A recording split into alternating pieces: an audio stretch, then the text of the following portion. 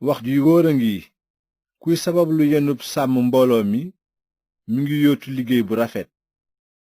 sàmm bi nag nii la war a mel, war naa ñàkk ŋàññ, yem ci benn soxna, moom boppam te maandu, war naa am fayda, man gan te am mayu jàngale, warul di ab màndikat mbaa xeexkat, waaye na lewet te jaamu, bañ a bëgge ci xaalis.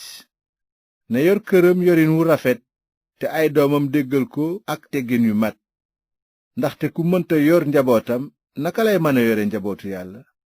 te it bu mu nekk kuy door a gëm ngir mu bañ a yëg boppam bay dajeek mbugalu yàlla ni ko seytaane defe woon.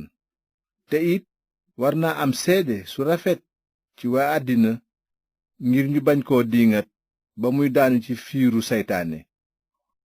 kiy toppatoo li mbooloo mi jëfandikoo itam na am fayda te fonk kàddoom, bu mu di ku yàqu ci sàngara mbaa ku alal jiital.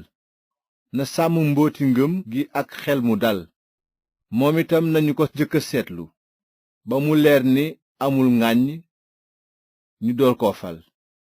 naka noonu na jigéen ñi am fayda, bañ a jëw mbaa xër ci dara, waaye nañu takku ci lépp. ku ñu dénk sasu toppatoo yëfi mbooloo mi nag nay ku yem ci benn soxna, jiite bu baax këram ak i doomam, ndaxte ku ci rafetal sasam dina am tur wu tedd ak kóolute gu mat sëkk ci yoonu ngëm gi ci Kirist Yeesu.